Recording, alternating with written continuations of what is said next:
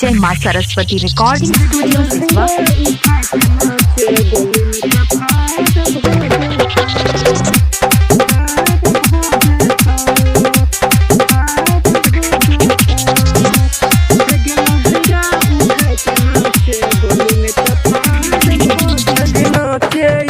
बंगाल से रहनी महार भजैत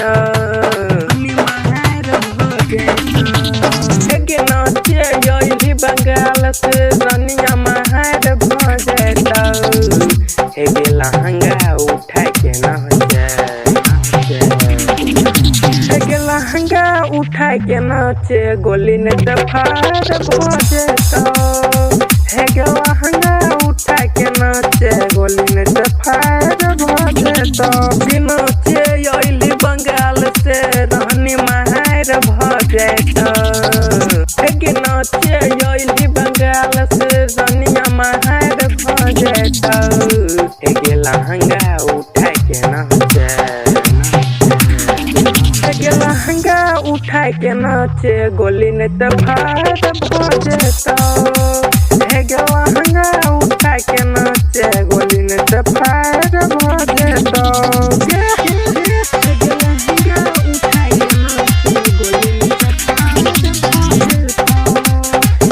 जय मां सरस्वती रिकॉर्डिंग स्टूडियो सिसवा। डीजे सोनू मोतिहारी।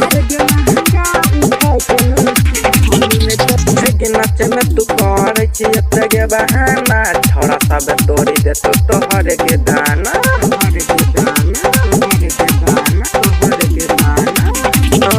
नाचे में तू कर के बहाना छोड़ा सब तोड़ी दे तो तोहर के दान सब भी तुझे ये बहाना सबता है देतोगे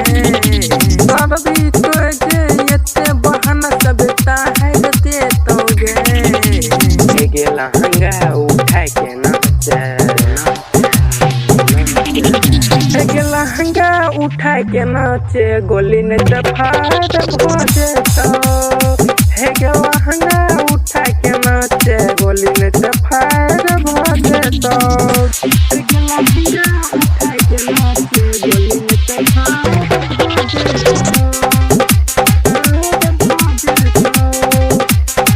जय मां सरस्वती रिकॉर्डिंग स्टूडियो सिसवा।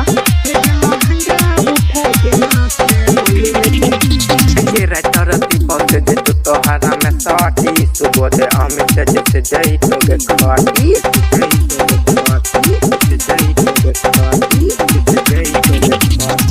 राइटर दीपक जे तू तोहरा में साटी सुबोध अमित जैसे जई तोगे खाटी हे सुमित संगम से गे सब रनिहार जैतोगे हे सुमित संगम से गे सब रनिहार जैतोगे हे लहंगा उठा के नाचे एगे लहंगा उठा के नाचे गोली ने दफार भजैत एगे लहंगा उठा के नाचे रनी गोली फार भजैत। जय मां सरस्वती रिकॉर्डिंग स्टूडियो सिसवा।